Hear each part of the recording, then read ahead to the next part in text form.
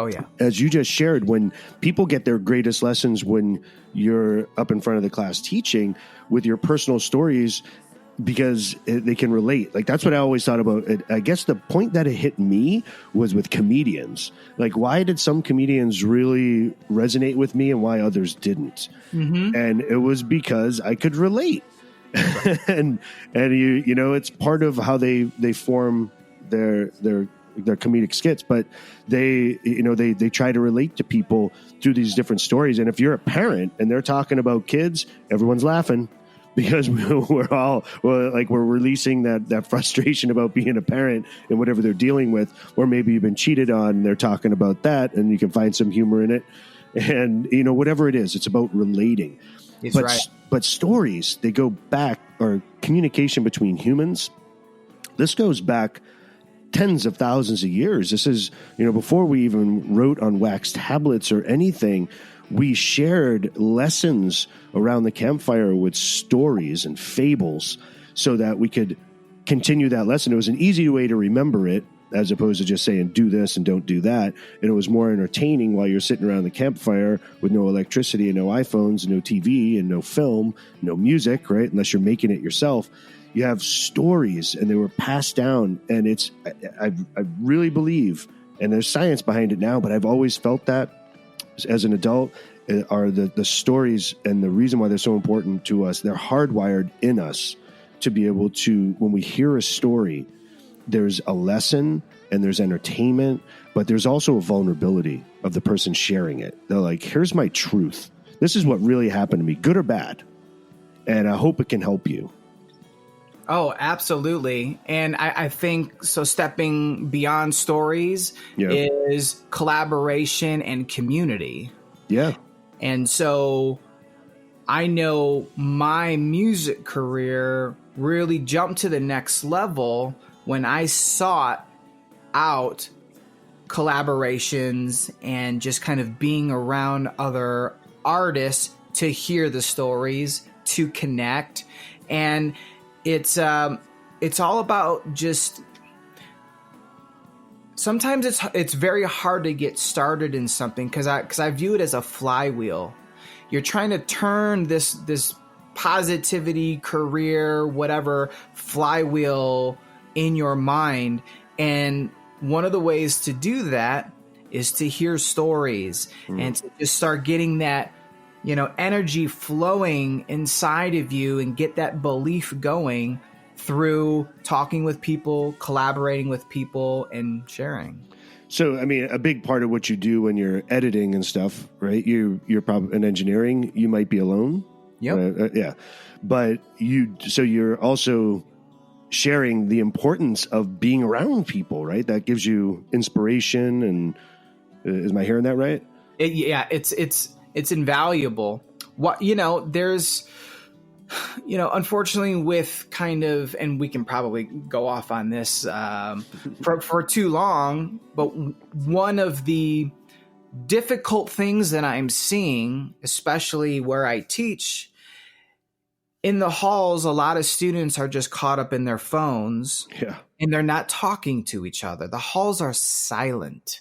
Wow. And it's really, they used to be the loudest place in school. That's right. Oh. And it's sad. And when I see that, the thing that, and I tell students, I'm like, hey, when we're on break, talk to each other, exchange information, collaborate outside of class. So it's important. You need to collaborate, even if, so if your job, kind of going back to trading, trading, at your laptop there's freedom to it. And, it's kind of just, you and your platform trying to make the best trades, but join a community, bounce other trade ideas off of people, learn, educate yourself. Community, I really think, is at the foundation of who we are. It's really important. It is. And so when you're talking community too, I mean, this is a really positive aspect of social media, right? Yeah. Yes, it Join is. a mastermind or just a group of like-minded individuals to share ideas. That's right. So Yeah. so in a perfect world, you're still talking to your friends in the hall, but then you're also sharing this other world that lives online, and now you're exponentially, turning that flywheel in the best direction. Yeah, I agree. Community is huge. And again, going back in human history, it's always been about we were there to protect each other. Right. Like that was really what it was. There was safety in numbers. And our tribes in the beginning weren't that big, maybe a dozen, 2 dozen people. And you helped not only feed and support one another, but protect one another. Yep. So, and we live in such a, today's world is very curated. It's very sterilized, and it's, at least in America, and it's pretty safe, right? We don't have a lot of, there's some bad things that happen, but for the most part, we live in a fairly safe society from a lot of different angles. So it's really hard, I think, for some of the younger generations to understand or to really appreciate what it's like to struggle. Mm-hmm. Their idea of struggle is going to be very different than others. That doesn't mean that they don't struggle, and it doesn't mean that they're not going to be learning in different ways. They just have a different perspective on it. Sure. So, all right, let me ask some other questions I was kind of curious about. So, if you talked about your parents making an impact, but how about in your career? Was there anybody that, while you were going down this path and you were working in LA, was there somebody that was kind of a mentor to you that really took you under their wing and helped you along? And yeah, absolutely. So my buddy Stacy Dodds, it's kind of a crazy story, how we met. So my first apartment in LA was close to a recording studio, but I didn't know that. I was just kind of out exploring my neighborhood one day. And, LA is notorious for having all these like unmarked buildings, right? Right. And, you got to be like in the cool kids club to know where the hot club is and be on the list and everything. So I'm just kind of walking around my neighborhood, and I kind of stumbled across, yet again, another like unmarked building, but in small print above one of the parking spots, it said like recording studio parking only. I was like, nice God, there's a studio right here. So it wound up to be Chalice Recording Studio, which is it's an amazing studio. So one day I just kind of, built up the courage and knocked on the door that had no window, and the person that opened the door was this really nice studio manager named Stacy Dodds. And years later, he was the best man at my wedding. Oh, yes.